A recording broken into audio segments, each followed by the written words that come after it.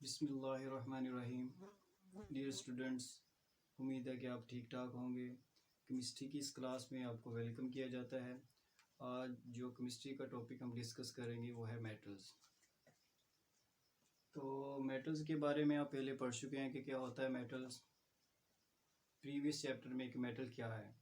Metals वो elements होते हैं जो इलेक्ट्रॉन को लूज़ करते हैं। पीरियोडिक टेबल में आपने देखा होगा कि मोस्टली जो एलिमेंट्स हैं वो मेटल्स हैं। मेटल्स क्या है? जो इलेक्ट्रॉन को लूज़ करते हैं। जब ये लूज़ करते हैं तो इन पे कोई चार्ज आता है। वो चार्ज क्या है? पॉजिटिव चार्ज होता है। तो टॉपिक को समझने से पहले हम मेटल्स को डिफाइन करते हैं कि मेटल्स है क्या। Metals definition: metals are the elements.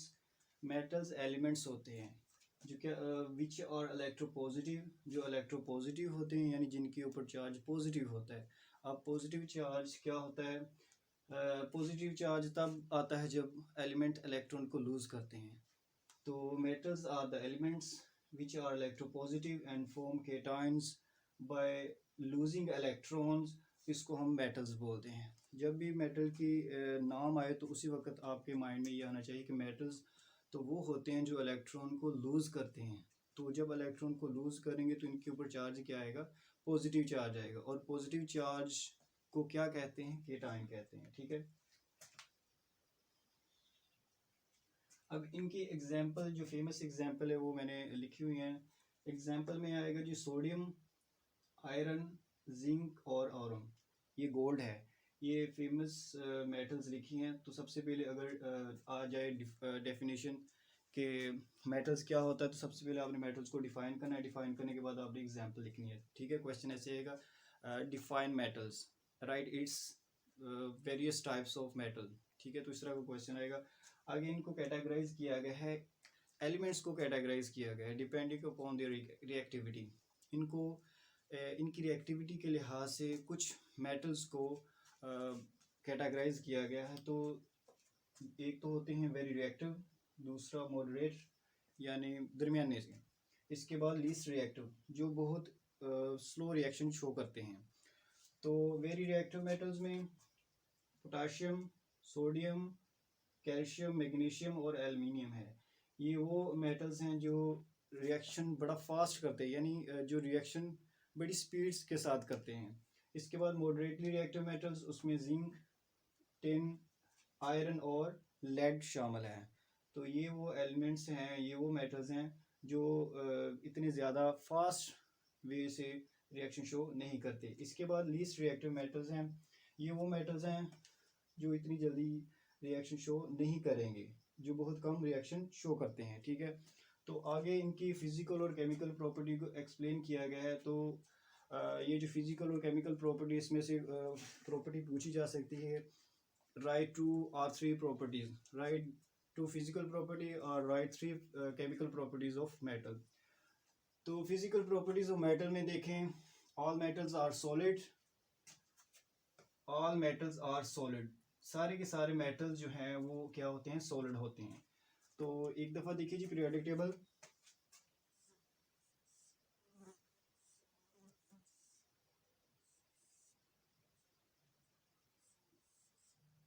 ये इनके कुछ ब्लॉक्स बनाए गए हैं। ये एस ब्लॉक है, ये डी ब्लॉक, ये पी ब्लॉक और ये एफ ब्लॉक है। तो एस ब्लॉक वाले सारे के सारे मेटल्स हैं एक्सेप्ट हाइड्रोजन। हाइड्रोजन के अलावा सारे के सारे मेटल्स हैं। डी ब्लॉक जो ट्रांजिशन एलिमेंट हैं, ये भी सारे के सारे मेटल्स हैं। एफ ब्लॉक, ये भी सारे के सारे मेटल्स होते हैं। पी ब्लॉक के कुछ एलिमेंट मेटल की प्रॉपर्टी शो करते हैं और बाकी नॉन मेटल होते हैं। ठीक है।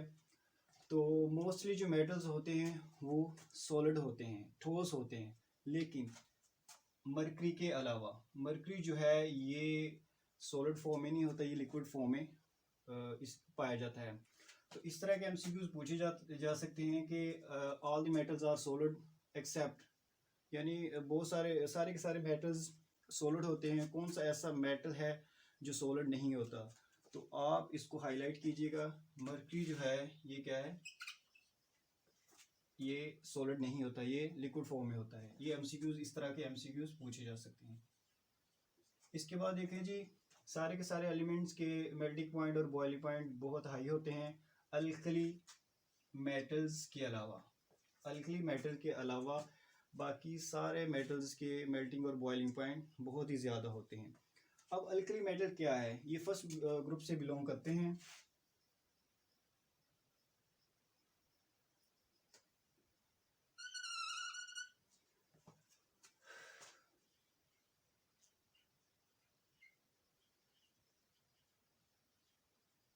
ये फर्स्ट ग्रुप के एलिमेंट्स जो होते हैं ये अल्कली मेटल्स होते हैं, ठीक है, हाइड्रोजन के अलावा। तो ये सारे के सारे जो मेटल होते हैं उनके मेल्टिंग और बॉइलिंग पॉइंट हाई होते हैं एक्सेप्ट अल्कली मेटल के। तो इस तरह ये भी एक एमसीक्यूज बन सकता है।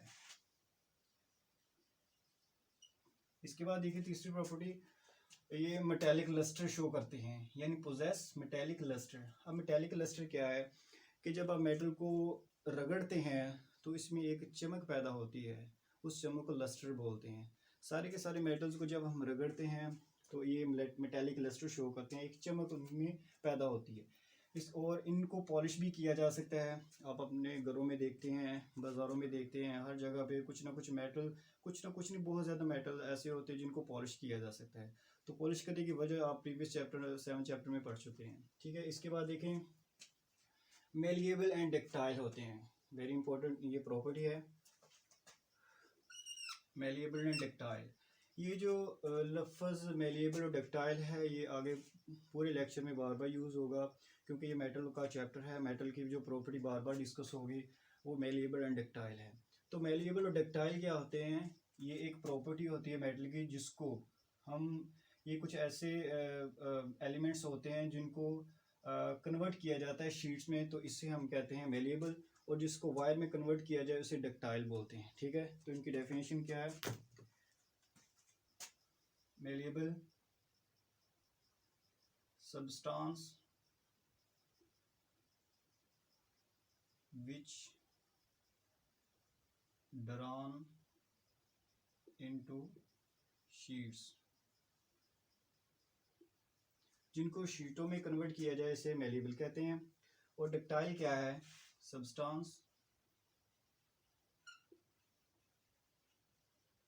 which drawn into wires, जिनको वायर में कन्वर्ट किया जाए उसे हम डक्टाइल बोलते हैं, और जिनको शीट्स में कन्वर्ट किया जाए यानी चादरों में उसे मेलिएबल कहते हैं, ठीक है। तो ये भी क्वेश्चन आ सकता है, डिफाइन मेलिएबल एंड डक्टाइल। तो मेलिएबल क्या है कि एलिमेंट्स या सब्सटेंस जिनको हम कूट कर हैमर्ड करके शीट में कन्वर्ट किया जाए उससे मेलिएबल, और जिसको वायर्स में कन्वर्ट किया जाए इसे डक्टाइल बोलते हैं। तो आप ये देखें मेलिएबल क्या है, शीट क्या होती है जो घरों में हमारे मतलब ड्रम वगैरह होते हैं, ट्रंक वगैरह, ये चादरें होती हैं, ठीक है, शटर वगैरह। और जो वायर्स वगैरह हैं ये वायरिंग घरों में की जाती है बिजली की। तो इनको वायर्स में कन्वर्ट करना डक्टाइल और शीटों में कन्वर्ट करना मेलिएबल होता है, ठीक है। तो यहाँ पे मैं लिख देता हूँ मेलिएबल, डक्टाइल। तो क्वेश्चन ऐसे पूछा जाएगा, डिफाइन मेलिएबल एंड डक्टाइल। आगे देखें जी, ये भी प्रॉपर्टी बार बार डिस्कस होगी कि all the metals conduct heat and electricity. इसमें हीट भी पैदा होती है और इलेक्ट्रिसिटी भी फ्लो हो सकती है, ठीक है। तो वेरी इंपॉर्टेंट प्रॉपर्टी ये है, कंडक्ट हीट एंड इलेक्ट्रिसिटी, या all the metals are good conductor of heat and electricity. इनकी नंबर 6 पे है, इनकी डेंसिटी हाई होती है। और ऑल मेटल्स आर हार्ड, सारे के सारे मेटल हार्ड होते हैं, सख्त होते हैं, एक्सेप्ट सोडियम और पोटाशियम के। ये भी एक कह लें कि मेटल जो है, फॉर एग्जांपल मेरे पास डस्टर है, ये एक सॉलिड है, ठीक है, और इसको तोड़ना थोड़ा सा मुश्किल होगा, दबाना भी थोड़ा सा मुश्किल होगा। लेकिन जो सोडियम और पोटाशियम होते हैं इनको हाथ से दबाया जा सकता है और छुरी के साथ इनको काटा जा सकता है, ठीक है। ये भी एक तरह का एमसीक्यूज बन सकता है, ठीक है। तो ये थी फिजिकल प्रॉपर्टी। क्वेश्चन आपको मैंने बता दिया कि किस तरह आएगा, वो बाद में मैं लिख भी दूंगा। आगे देखिए जी, chemical properties. Chemical properties of metal. सबसे पहले जो मेटल की आपने डेफिनेशन पढ़ी वही कि इसकी केमिकल प्रॉपर्टी। फिजिकल और केमिकल प्रॉपर्टी में फ़र्क ये होता है कि फिजिकल जो आपको वाज़ेह तौर पे नज़र आए, आप उसको एनालाइज कर सकें, तजिया कर सकें, उनको ऑब्जर्व कर सकें। मतलब मेरे पास मार्कर है, इसको मैं देख सकता हूँ, ये रेड कलर की है, रेड कलर लिखती है, इसकी हाइट इतनी, ऊंचाई इतनी है, इतनी लेंथ है, और इसकी प्राइस कितनी है, किस चीज़ की बनी हुई है, ये इसकी फिजिकल प्रॉपर्टी है। केमिकल प्रॉपर्टी में आप जानते हैं कि कोई भी दो चीज़ें आपस में केमिकली कंबाइन होकर एक नई चीज़ बनाती हैं, इसको केमिकल प्रॉपर्टी कहते हैं। तो फिजिकल प्रॉपर्टी आपने डिस्कस कर लिया, आप वाज़ेह तौर पे इसको एनालाइज कर सकते हैं। इसके बाद केमिकल प्रॉपर्टी में सबसे पहले डेफिनेशन कि all the metals easily loose electron and form negative ion. अब नेगेटिव आयन को सॉरी यहाँ पे पॉजिटिव चार्ज, पॉजिटिव आयन आएगा,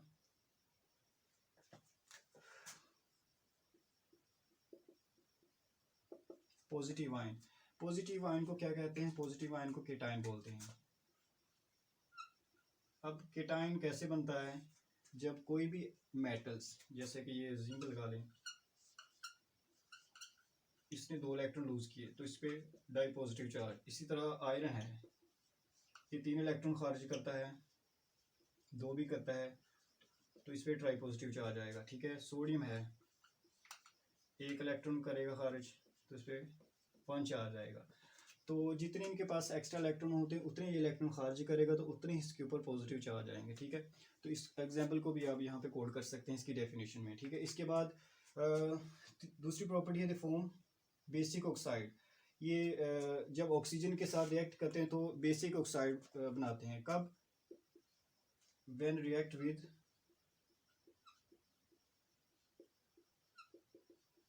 ऑक्सीजन। जब ये ऑक्सीजन के साथ रिएक्ट करते हैं तो बेसिक ऑक्साइड बनाते हैं।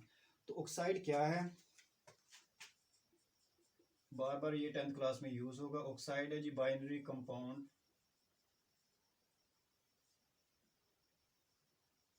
Of oxygen. अब बाइनरी क्या होता है? यानी 2। अब ऑक्सीजन किसी दूसरे एलिमेंट के साथ रिएक्ट करके जो कंपाउंड बनाता है उसे बाइनरी कंपाउंड कहते हैं। जैसे कि एग्जांपल में आप कोड कर सकते हैं Na2O, sodium oxide, magnesium oxide और कैल्शियम ऑक्साइड, ये वो बाइनरी कंपाउंड है।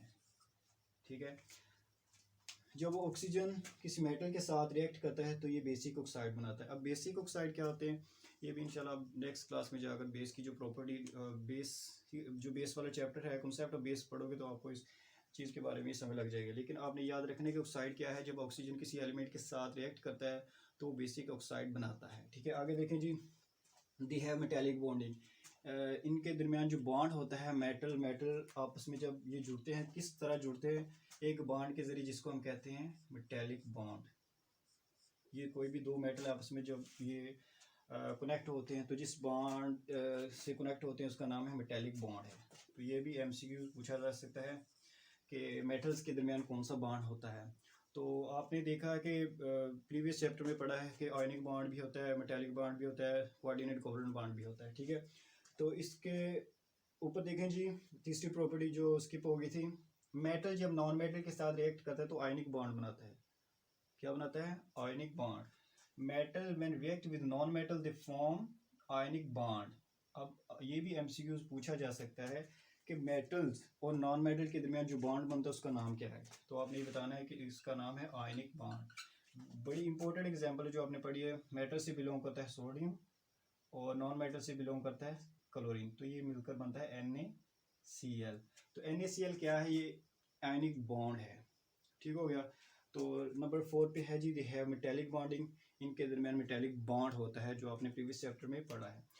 तो ये था जी पहला लेक्चर मेटल्स के बारे में, जो आपने पढ़ा कि डेफिनेशन ऑफ मेटल्स, एग्जांपल, फिर इनकी कैटेगराइज पढ़ी जो रिएक्टिविटी पे डिपेंड करती है। तो डिपेंडिंग अपॉन रिएक्टिविटी। तो वेरी रिएक्टिव मेटल, इनको भी याद रखें। Right 3 reactive metal, moderate reactive metal, least reactive metal. इसके बाद फिजिकल प्रॉपर्टी और केमिकल प्रॉपर्टी में बार बार पूछी जाती है। ठीक है। एग्जाम में ये एग्जाम क्वेश्चन है, तो इसके ऊपर मैं ये भी लिख देता हूँ कि ये एग्जाम क्वेश्चन है। दोनों एग्जाम क्वेश्चन है जो बार बार पूछे जाते हैं। ठीक है। और इसमें जो चीज़ याद रखने वाली वो मेलिएबल और डक्टाइल। मेलिएबल क्या है? Substance which drawn into sheets, substance which drawn into wires for malleable and ductile respectively. इसके बाद हमने इसकी केमिकल प्रॉपर्टीज़ को डिस्कस किया था, ठीक है। तो ये जो मैंने एक्सप्लेन किया है इसको अच्छी तरह से आप देख ले, समझ ले। उम्मीद है कि आपको मोस्टली बच्चों की इसकी समझ लग चुकी होगी। इंशाल्लाह इसके बाद नेक्स्ट चैप्टर जो टॉपिक है वो नॉन मेटल्स, उसकी केमिकल प्रॉपर्टी और फिजिकल प्रॉपर्टी को डिस्कस करते हैं।